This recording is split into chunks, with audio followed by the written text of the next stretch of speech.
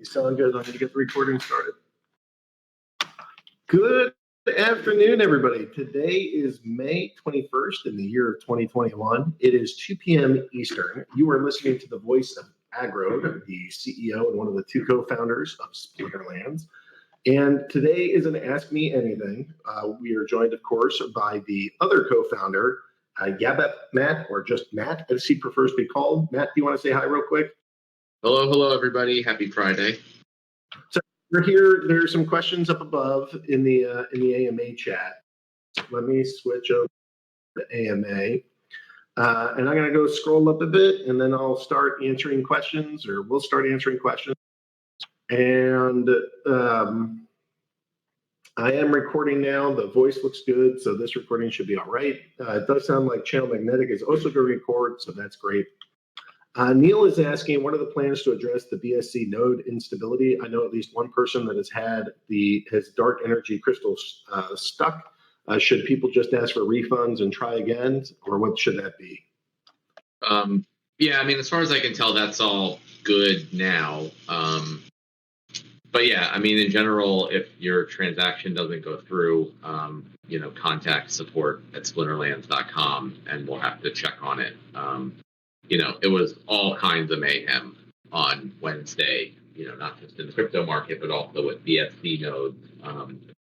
So, there's not a whole lot we can really do about that, but we will definitely make sure that, nobody loses any dark energy crystals as a result of any of that. Next up, I see Kaz Rack is asking, would you mind to give us a tiny hint regarding the now announced announcement of the announcement that is both correct and misleading? I mean, I feel like we have given out a lot of hints just in like random things that have been said over time. So I'm not going to do anything additional right now. But I do want to say, though, that the things are about to get real phrase that was used is one that Nate came up with. And it's just an expression. A lot of people have thought that meant, we're doing some type of physical cards or other things. Which, I mean, we are. I mean, there's some. Well, obviously, we've done physical cards and things for the Kickstarter, and then we're working on maybe physical collectibles of other sorts, and we're always into that stuff. But that is not what the announcement is about. So don't read too much into the wording of that phrase. It was the kind of cool, exciting sounding thing that Nate came up with. So blame him. Yeah, I guess I'm not too keen on giving too much alpha here either. We've shared in a couple of the past ones some of the thoughts of how it'll impact and the various ways it'll impact, and it's 6 days away. So, I think players will be excited. There's a lot of opportunity here, a lot of new partners coming in as part of this, and it should be pretty exciting. So, give us 6 more days, and we'll tell you a lot more about it. Question, is there a multi-year roadmap in which Splinterlands would be available under consoles? Consider the first mover advantage of having a game across desktop, mobile, and console that is globally distributed and synced via Hive blockchain. Both a collector and player, I would appreciate Splinterlands letting the community know that partnerships with major console platforms are being pursued. I don't think we have any plans with any console platforms right now. I mean, it's just not the type of game that you typically see on consoles. I mean, as far as I know, like, the Hearthstones and type games of the world, but they're just not really console games. So in my opinion, like, that's probably not the best thing for us to kind of spend time pursuing. But I mean, that doesn't mean if you're talking about multi-year roadmap. I mean, we've talked in the past about wanting to create other games of different types that are part of the Splinterlands universe and utilize some of the same NFTs. Then maybe that would make sense. But that's nothing like planned for that right now. Yeah, I don't have much to add to that. Question, can you narrate a bit more on the plot, tract, or region reveal process to a location on the land map? I'm interested in knowing whether that process would, in real time, update the in-game land map when the land NFTs are bound to location. This would give me a visible way to make data-based decisions on entering into that binding process. with any number of my land NFTs. I want to use this real-time map data to determine that my chance is better for getting a more subjectively valued land type at any point in time. Available land type distribution is currently skewed and biased to the water type IMO. If using a good RNG, there should be times during which this available land type distribution should be skewed. So how are we showing this in real time as people are turning in their plots? We haven't actually built that yet. But I would imagine you'd be able to see on the land map as land is being claimed. I can't really comment on.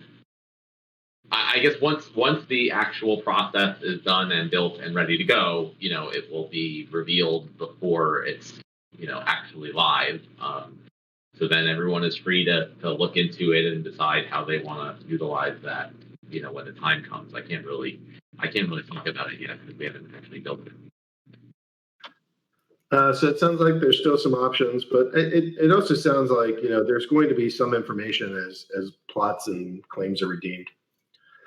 Okay, if Splinterlands were to go put up full-featured and in-game card market, would that trigger KYC and AML regulatory compliance, given that Splinterlands community hits enough scale to be applicable under government rules? If not, why not put one in? You already provide the ask side of the market. IMO, a lot of potential mainstream players in growth will not be crypto savvy enough to feel comfortable going to partner sites to perform transactions on the blockchain.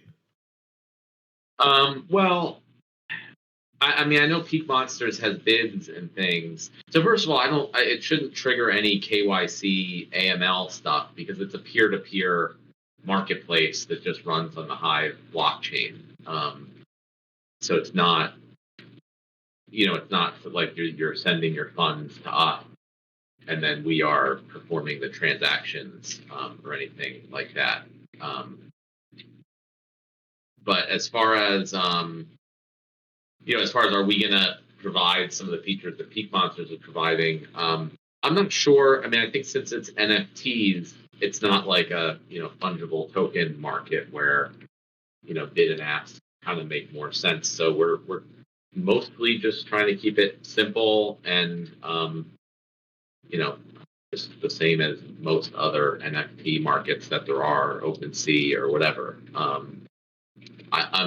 There definitely could be more features that we add to it, but we do also want to help people feel comfortable going to partner sites. And I think one thing that we would like to do, especially as we roll out the rentals feature, is to promote other third-party markets from the Splinterlands website directly, so people can know that they are good, trusted marketplaces, and just we want to encourage third-party development for markets and other things as much as possible. So I would say we look to go more that route where just try to make people comfortable with using trusted third-party marketplaces to provide more features. Now you mentioned the rental market. Any update that you want to share about that and where that's at? Is that still? I mean, it's like the back end for it is pretty much all done at this point. Needs testing. I got some designs from Nate to implement on the front end, and I'm going to be kind of sharing details, like technical details with Peak Monsters soon. And I guess if any other markets or developers are interested in those technical details, we can share those. But yeah, that's where we're at. I don't have an exact timing because like every time I think like, oh, it'll be done this week, and things come up where it doesn't get done this week. But I mean, like at the final stages of like testing and putting everything together. Next question. Are there any future plans to reward Splinterlands community members in Dark Energy Crystals when they put up a game server Splinterland node to support larger scale on gameplay? For example, a Splinterlands developer portal from which we can download a Splinterlands provided Docker container to run on a cloud provider that provides distributed community-based Splinterlands gameplay support, similar to what Gal Games plans on doing. I would say not necessarily Dark Energy Crystals, but we do have kind of longer term plans to do exactly that.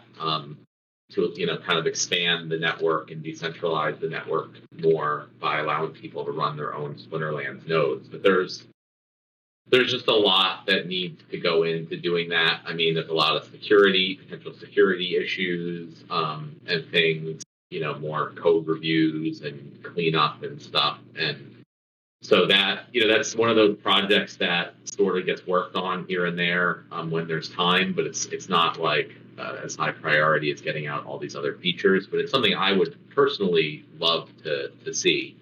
So it's, it gets worked on, as much as I can, and we'll hopefully it'll be a reality at some point. Nate here is asking, there's been a lot of fraud within liquidity pools in general recently, especially on the Binance Smart Chain with people explaining the code. Can you go into how involved the team is with the dark energy crystals, BUSD liquidity pool? How confident is the team that the code has been checked for bugs and for any types of exploits that can lead to fraudulent activity? Are there reassurances and or insurance should something happen? Yeah, no, that's a good question, and I haven't totally caught up on everything going on BSC recently. But the DEC BUSD pool is just a standard basic pancake swap pool, and I haven't seen, although like I said, I haven't looked into everything, that there's been any issues with that. And those pancake swap pools are basically copies of basic Uniswap pools. So it should be like there's no additional functionality as there are in many other DeFi platforms. It's just a basic AMM style pool for trading the two tokens. So I would say there's pretty low risk there, relative to everything going on. So I'm not too concerned about that. But obviously, there's always some risk in everything, and we have to. Well, one, we don't want to, be scared of doing things. So we, in this case, I think the risk is reasonably low, and there's no reason for us not to keep moving forward with it because it's a valuable feature for the game, having that pool on BSD. And if something happens, we'll deal with it and we'll handle it. Nardian is asking, could a poorly managed castle affect earnings performance on a well-managed keep in that castle's region? So that's actually a good question, and something, again, haven't really gotten to like the details of how exactly this will all work, but it's something that Agrode and I have generally discussed.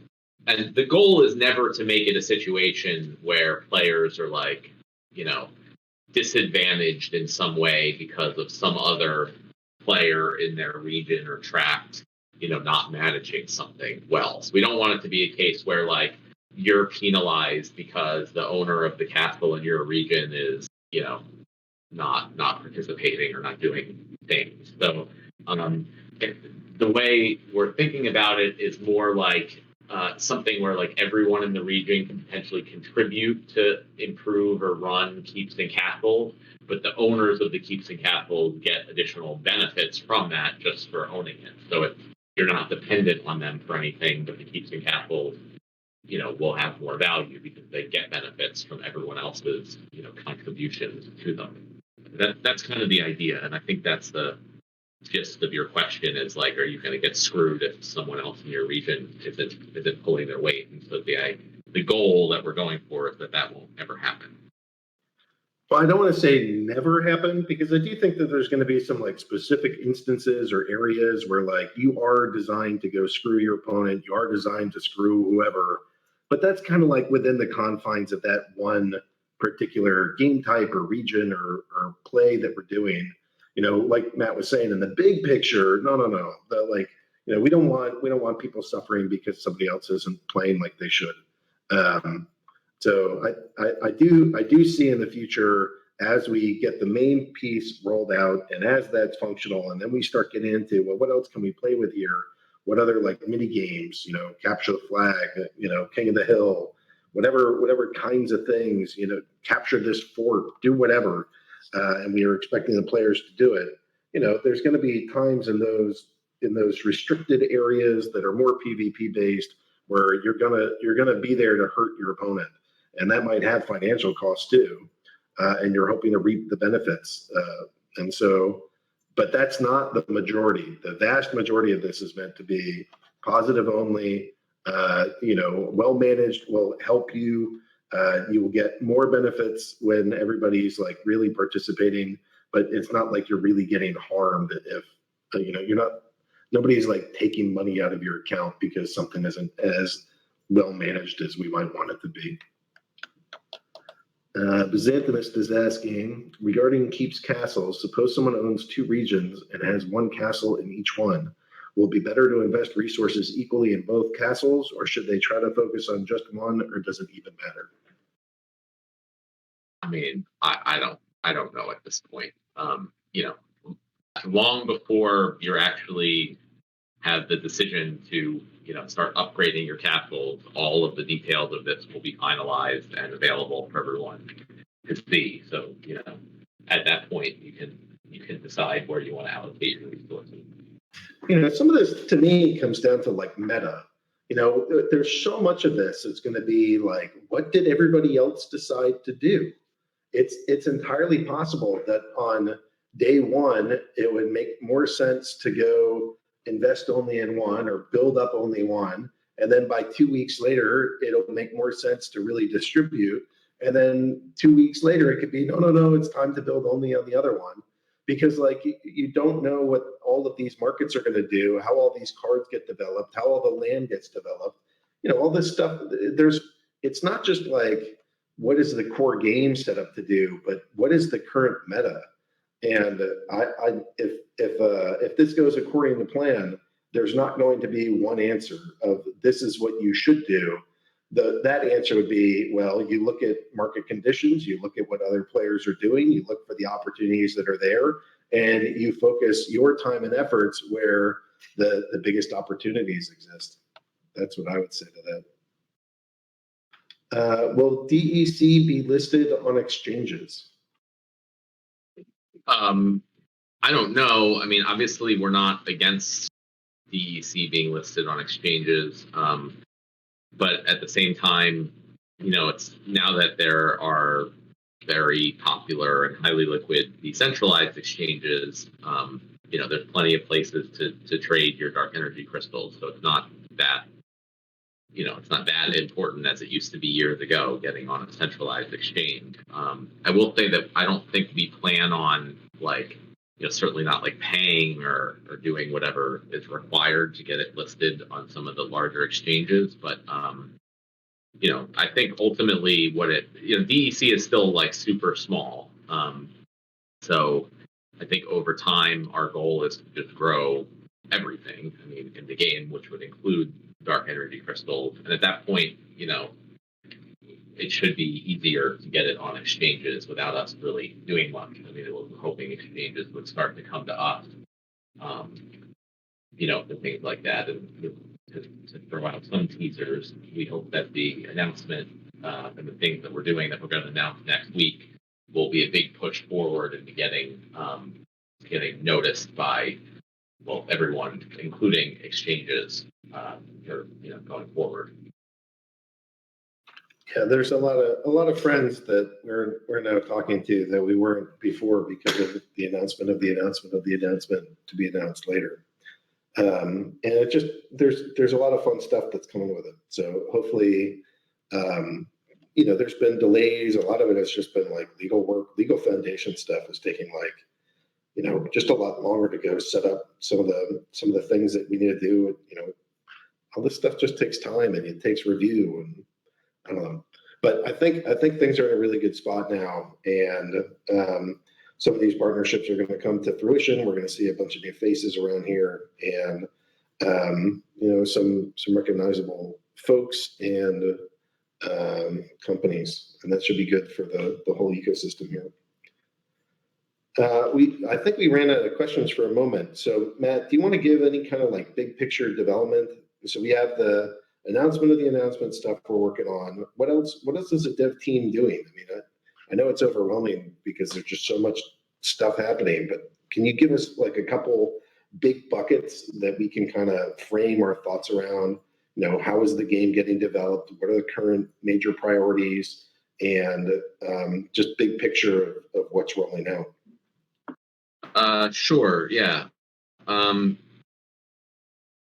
I guess the like things that are like actively under development to be completed next right now are Brawl Phase 2, which we've talked about a lot and seem definitely pretty exciting. That Cryptomancer is leading, and then I'm primarily from a development side working on the rental system that we talked about a little earlier. So those are like the big things that are in development right now and getting finished up soon, and then the next bigger thing is the redeeming of the land claims, obviously. And we kind of talked about, I think, in the last AMA that our goal is still to try to get it out by the end of June, but that it's possible at this point that could get pushed back a little bit.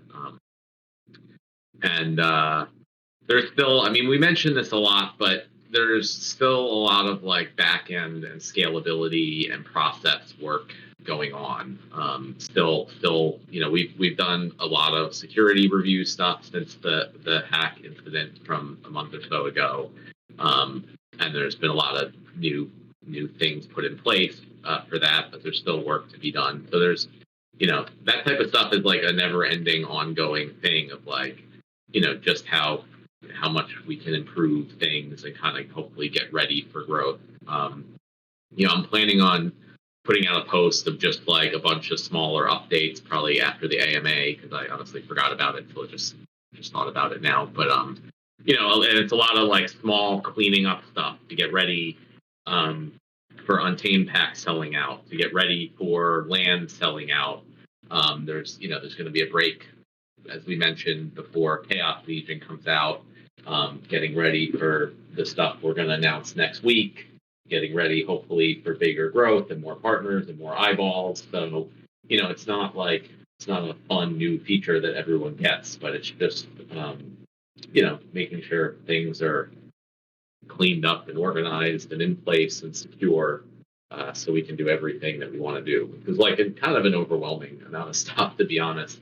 But we do it, and we're also, we've mentioned we're looking to expand the team, and that's a slow process. As really good developers are pretty hard to come by these days, and there's a lot of demand. And we want to take our time to get good people. Otherwise, get someone who's not great or not helping out, that just actually like takes time away from everybody else to deal with that. So it's like a negative instead of a positive. But we're going to be bringing on more people over the next couple months to just start taking on all the stuff that we're planning to do. It's not just developers; that's also designers. Yeah, designers. One of the things that I've been shocked by in the process of the development, and again, I'm tangential to a lot of this, but having been pretty intimately involved for nearly 3 years now, I just have been shocked by how long the design process takes and how many tweaks you go through. And then after we've done it, and then we've tweaked it a couple times, and then we put it out there, and then it really gets like crowdsourced levels of design input, we have to go kind of redo things again. And so, one example of this was the it's your collection score, and like we had Cryptomancer sort of like coding it 3 different times, and so it took almost 3 months for each different time to code it and redo it and code it and redo it. And that just having been doing this longer and really appreciating the design process, both the visual design, but also just like really clearly identifying what is the problem, what are we trying to fix, how are we solving it, how are we mitigating any other issues, and then how are we visually like showcasing this. All of that has taken far longer than I would have suspected before coming into this. I would have said, the real challenge with code is just getting developers to type stuff into computers and have it magically appear.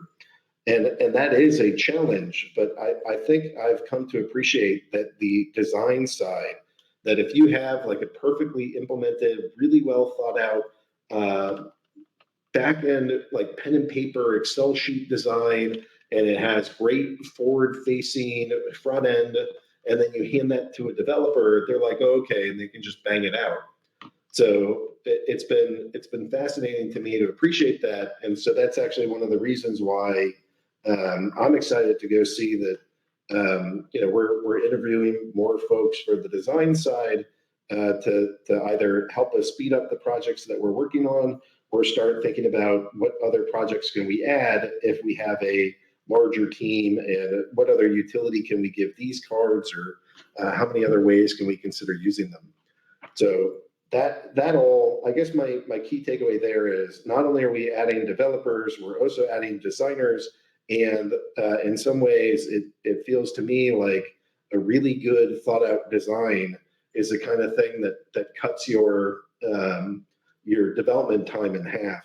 And if I pull out a reference from my PhD chemist days, my advisor always said it backwards with a fair amount of snark. He would say, "1 day in the library will save you 30 days in the lab," which is to say, or I guess 30. Yeah, I guess he would say it backwards. He'd say 30 days in the lab will save you 1 day in the library, which is just like, if you do all the work up front, it can usually save you work on the back end. So that's random deep thoughts on the design and development process by Agro. Hopefully you guys don't feel too much rambly there. All right, back to a couple questions. Have the rarity chances been determined yet for when we unpack our land? Same as Untamed?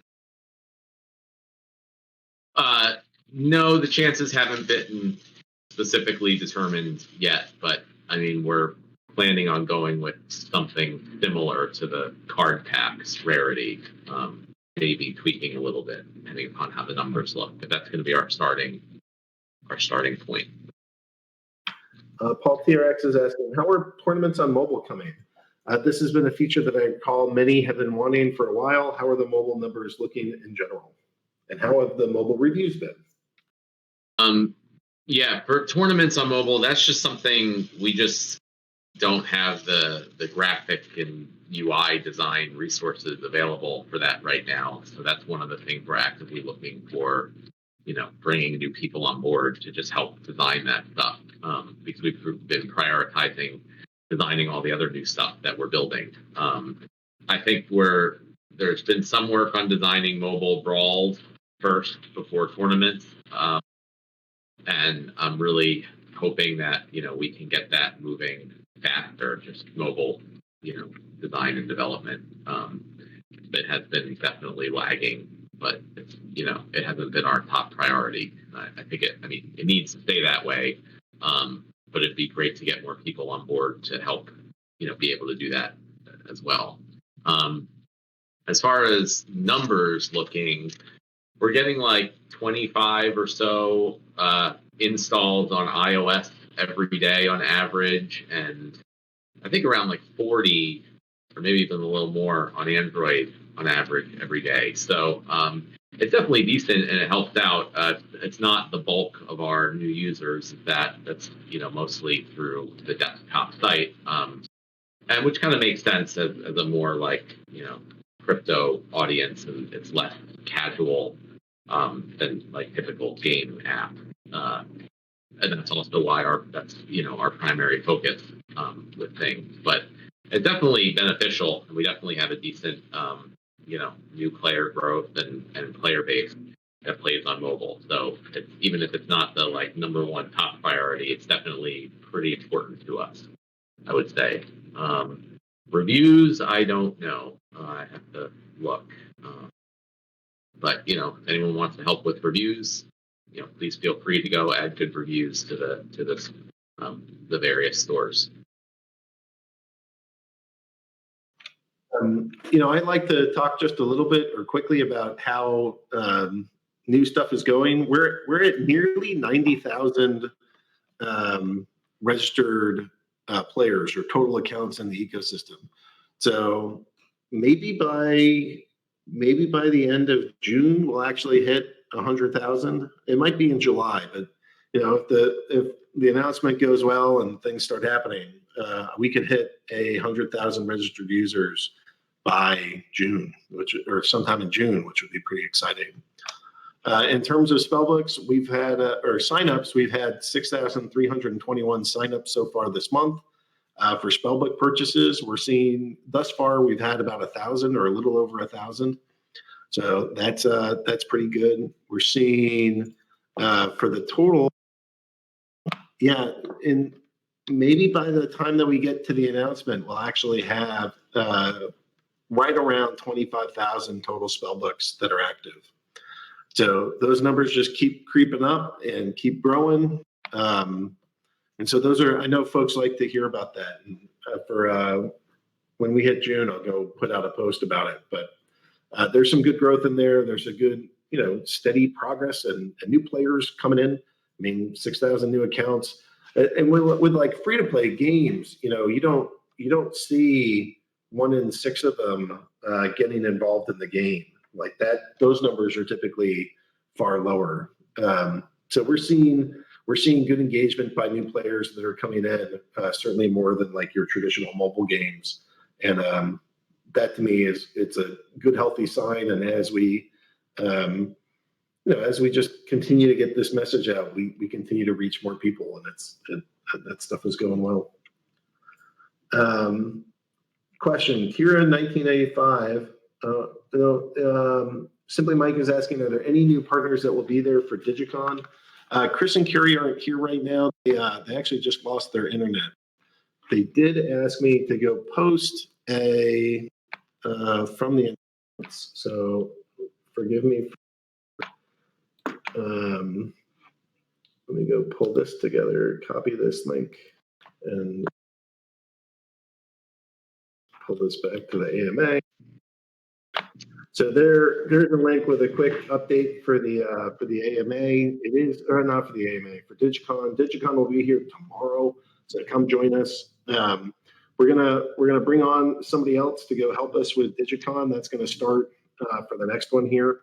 So we're gonna meet a new marketing person that will come on board and help us pretty specifically with Dygycon, but also just some of the day-to-day marketing pieces as well. So that's pretty good.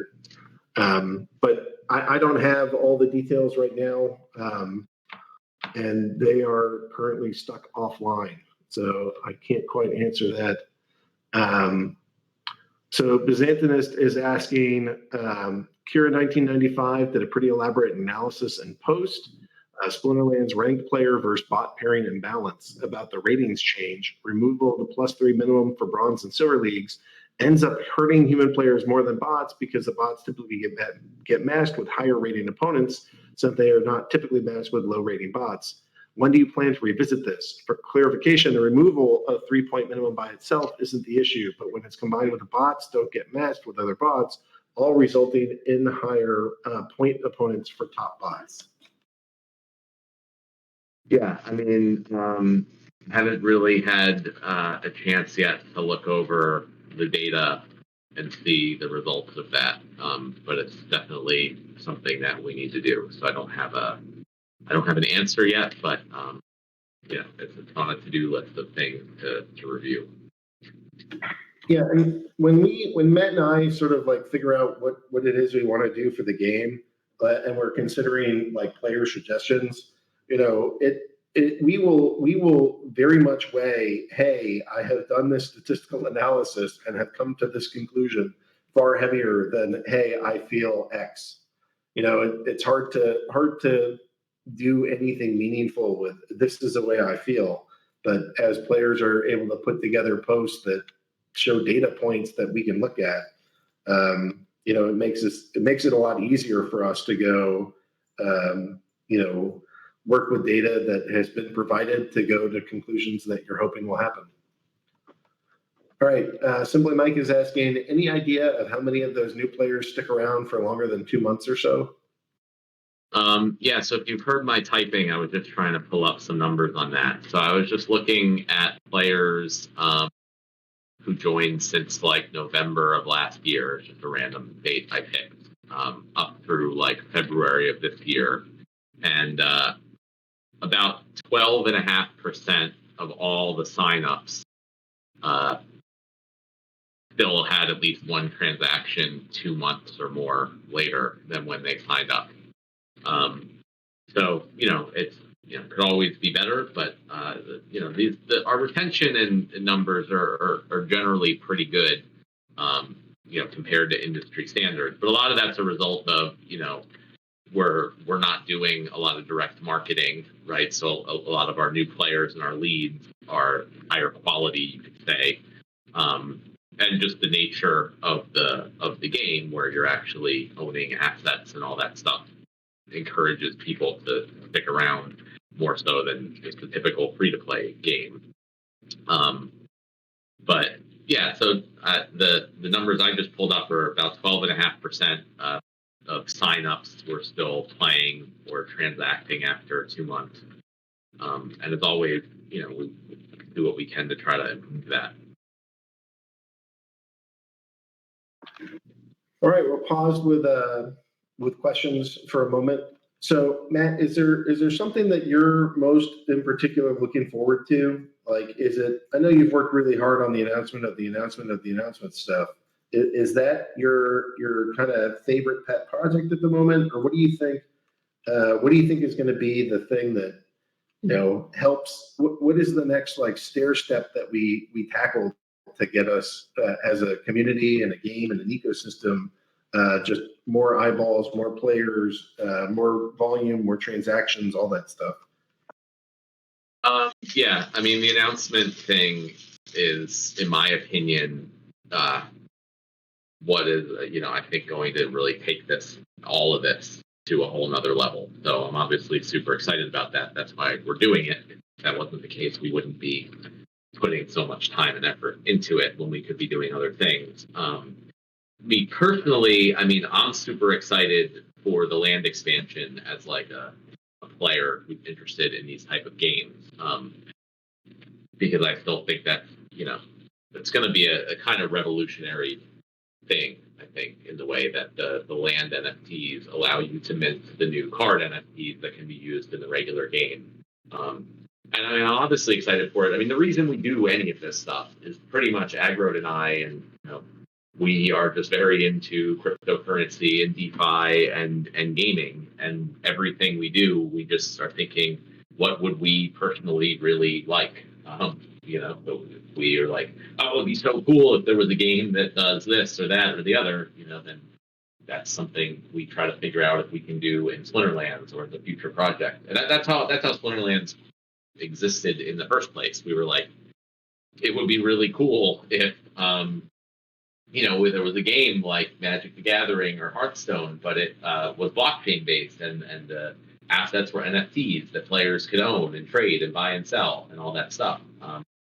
And that's where the land expansion also came from too. It'd be really cool if we could have sort of an empire building game, and that would allow players to make the new cards, because as players, that's something we thought would be really cool and we like. So that's like a player. I'd say that's what I'm most looking forward to. But obviously, what we're planning to announce next week is going to be a part of that and part of kind of everything we do, and just help take all of it, to another level, with new partners and people helping out in the industry. So it all kind of works together to hopefully just create a really super awesome product. Yeah, I would echo that. In the short term, when Matt first proposed some of the announcement stuff to me, I was just like, okay, yeah, we should do that. That's a good idea. I'm on board. How do we make this happen? Zero resistance. Tell me how I can support. What do we need? Matt nailed it. And I think in the short run, it's going to be really helpful for the game. And some of the partners that are looking at this and saying, yeah, that looks pretty awesome. That's making me feel like we're definitely in the right direction. And that's in the immediate short term. But like Matt was saying, in the longer term, I keep thinking, Matt and I, when we get together and we try to figure out what are we going to do, we ask the question to ourselves, how do we add more utility and value to the players? That to me is the central question. How do we get back as much to the community, and how do we build for that? And so I get not only for this land expansion, but all the future games that I think we'll be able to produce that, as money comes in from sales, as money comes in from other efforts, as money comes in for raising funds, all of that, that stuff to me is just so powerful in terms of giving us freedom and license and ability to go build additional ways that your Splinterlands cards, your summoners, your items, your spells, your monsters can all get staked, used, find different ways to earn. So I get it. Years ago, I was telling my best friends that all I want to do for the rest of my life is be snarky on the internet and design games. And I look forward to being snarky. I've had to tone it down a little as we get bigger, but I plan on staying snarky. But I love making these games, and I love putting this stuff together. And I'm looking forward to not only rolling out our empire builder, but now my brain is also starting to think about, as we onboard more designers and more developers, and we have more capacity, what other games can we create? What other genres can we bring in? Tie it all to these same kinds of cards and assets and dark energy crystals and your NFTs and the land and all these pieces. How do we do even more?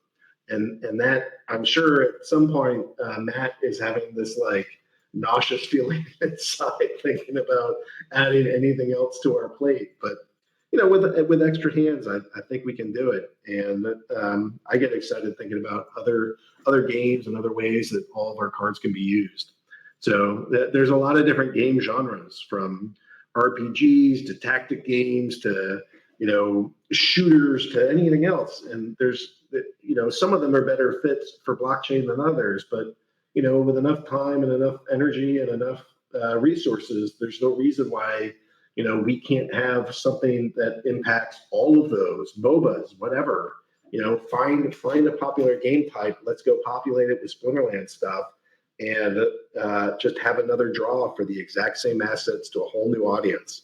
And that to me is what is gonna, as more and more people can come on board with that vision and realize that the assets that you have are usable in all these different places and all these different ways to earn, and all these different people want to own your card because in their beloved gameplay, they need your card so that they can perform the best.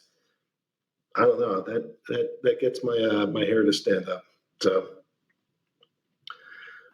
we have maybe 15 minutes. Yeah, Zaku and MOBA is a blast.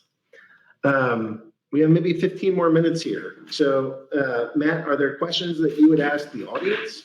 Because they're seeming actually rather content. This has been one thing I wanted to talk to you about. I guess we can talk about it publicly. Is so next week I think our AMA would typically be scheduled in the morning Eastern time, right? As we kind of flip-flop back and forth from the evening to midday to morning. I don't know if we wanted to do plan an extra long AMA or potentially like 2 different times during the day next week or something, just because there might be a lot to talk about after the announcement of the announcement. Yeah. Or the actual announcement at that point. I think my thought would be we should do it twice. Give as many different players opportunities, maybe do it like 12 hours apart, maybe a little bit less than 12, because that might get pretty late for us. But maybe we could do something at like 10 a.m. and something at 8 p.m. And that way we can. I'm not going to be able to do. It's Memorial Day weekend, so I'm not going to be able to do night on Friday. But we could do Thursday evening. Definitely. And what day is Thursday evening? Is that? Will be the 27th. So we'll make the announcement that day. We could do an 8 p.m. Thursday evening special AMA. Yeah, and then the next morning.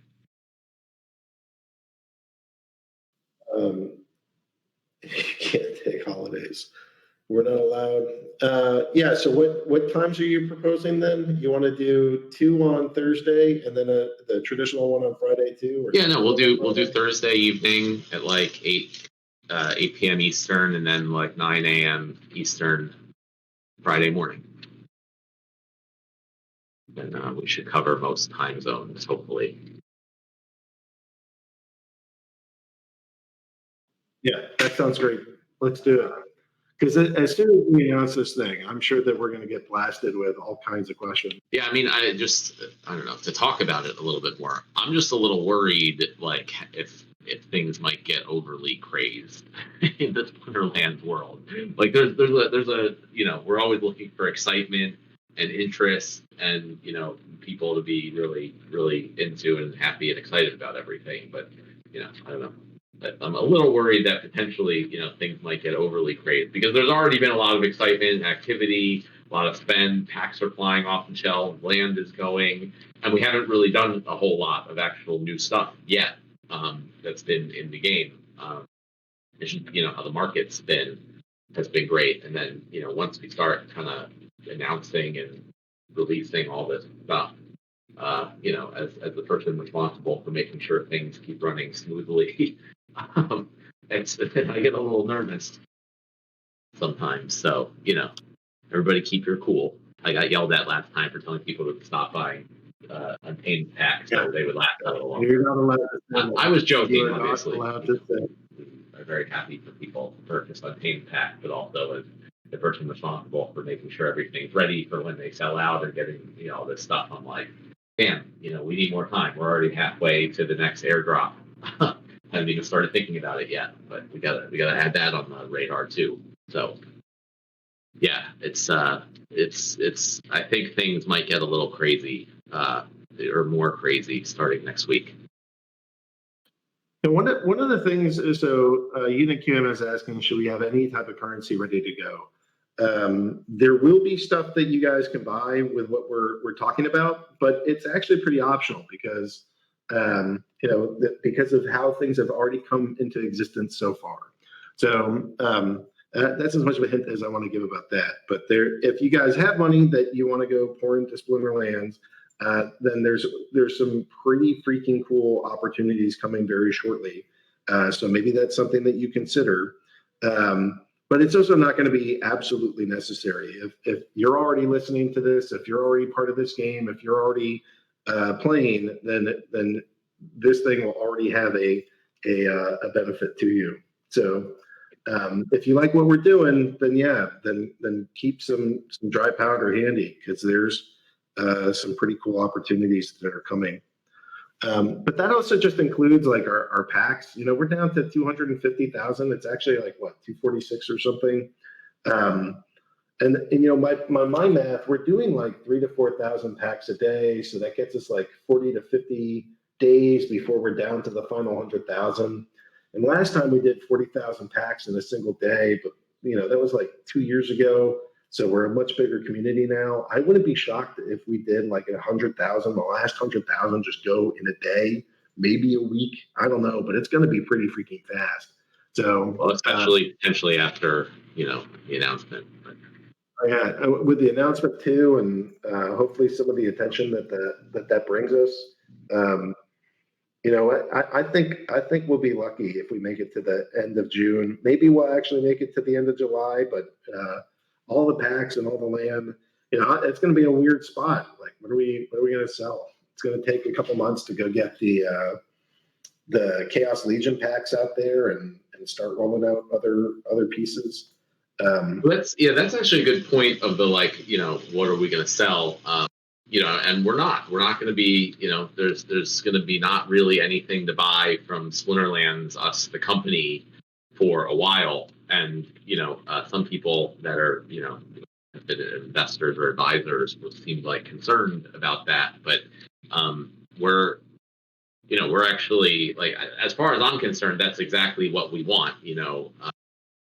The value will be going to the players, right? If or even more so than it is already currently, right? If there's no more packs for sale, there's no more cards for sale from us, there's no more land for sale from us, then all the people who are coming in and want to get more of them, they have to get it from the market. They have to get it from you guys. This is all part of our goal and our design. It's on purpose, and that's the whole point of these type of games. Is that that we need to make our money to build the game, obviously, and to pay people. But then, really, aside from that, it's not the type of situation with a typical gaming company where the company gets all of the rewards and the players are just getting the entertainment value and no monetary value out of any of that. So I'm actually excited for what how things will play out once we're not selling stuff for a while. I think that it just helps. It looks great in the community if players are all talking about how they sold XYZ cards for this much money and they're paying for whatever, paying their bills through Splinterlands and all this. I mean, that gets the crypto community and people a lot more excited to come try the game than if we say Splinterlands raised X amount of money, the company. So that's all part of what's going on and what we're planning. And there was a question on the announcement of the announcement post about like, someone felt bad that they had just spent some money in the game, buying packs or cards or whatever, and that they should have waited until after the announcement. And I know in the past when we've announced sometimes like, whenever you buy 100 packs, you get some other NFT or whatever. People have been annoyed like, they just bought packs yesterday. But this isn't going to be like that at all. So, if you were wanting to buy something, there's no reason to wait until after the announcement at all. And in fact, if things are crazy, and things sell out, then you might have been happy that you did buy before. Not giving any advice or anything, but just saying there's no reason to like wait or think that like you're gonna, be sorry that you made a purchase before things are announced. One thing I did notice with the crash of Hive prices is that betas and alphas, which were priced in Hive, basically got a 50% discount. So if anybody was interested in picking up some of those inexpensively, I was thinking. You mean the packs? Yeah, well, the packs on the Hive Engine Marketplace, the ones from other players, they all just got cut in half because Hive price went from 60 to 30 something. That's a nice time. If you're looking, I've been thinking about this of like if I'm looking for a hedge when packs or when like Hive prices take a nosedive, an interesting play is to go put it into packs because they're dollar based. I don't know. This is kind of weird, complicated stuff, but anyways, that's one thing that I noticed kind of playing with both hats on. Wow, those betas and those alphas suddenly. The Hive price is the same, but the dollar cost just went down a whole bunch. So that was kind of neat. I see a question from Paul TRX. Is another UltraHorrors promo coming? We are in talks with them. We're still like negotiating with them. So we want to do something bigger with them than what we did in the past, and we're trying to. I don't know. It's not just like another 3 cards. We're trying to figure something out. The horror tourney, I actually sent the cards over to the Chris and Carrie so that they can put that tournament up and get it going. So that should be coming together soon. I don't know. You guys didn't ask that many questions. Normally we get a lot more hammered than this, and it's been more Matt and I just kind of waxing philosophy. Okay, do you want to talk about the announcement at all? How that's going to happen? Are we? Is that just a blog post? It's part the emergency AMA? Any other ways that we're going to spread the word there? Are we going to do an individual phone call or show up at everybody's house? I would call it a special AMA, not an emergency AMA.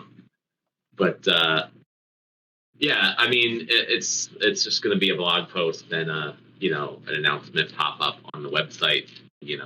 Post on social media to link to the blog post. And the blog post is probably going to be an overview with links also to more detailed information, which kind of makes me think we gotta kind of get started on all that.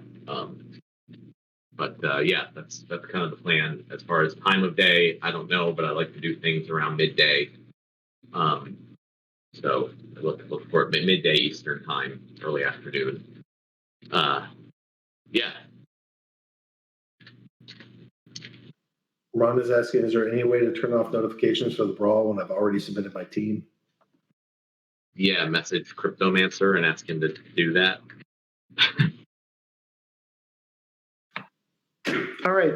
Well, I think we've done some pretty good alpha, giving you guys a little bit of leaks of what's here to come. I think hopefully you guys are getting excited with us. I mean, Matt and I are stoked about some of the new friends that we've made in this more recent journey. We're excited about the announcements that are coming. Yep, the next I posted a little bit up above. It's we're gonna do Thursday evening and Friday morning, and so if you guys have questions, we're gonna give you 2 time slots to go ask them right away on Thursday, and then we'll be back on Friday. So maybe it'll be a little repetitive, but I think it should be all right. You guys are. My guess is that there's going to be some excitement, some nervousness, but hopefully just like a lot of like pumped enthusiasm.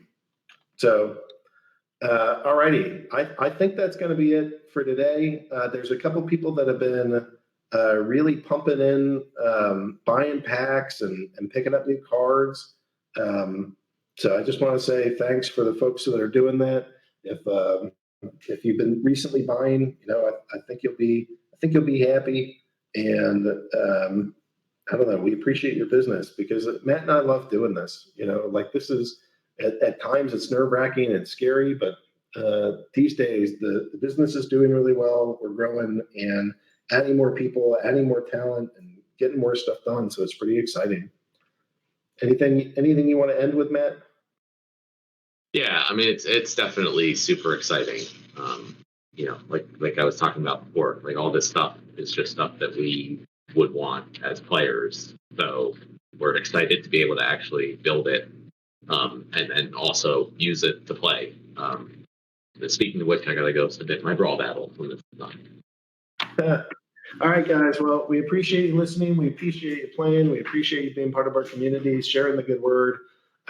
Please make sure that you are listening and paying attention to the blog on Thursday, and we'll be around Thursday evening, 8 p.m. Eastern, so that if you guys have questions about the announcement, there's a lot to it, and I think there's a lot of excitement that'll come out of this, and we're here to answer questions on both Thursday and Friday in the special non-emergency, but just totally up-to-date AMA.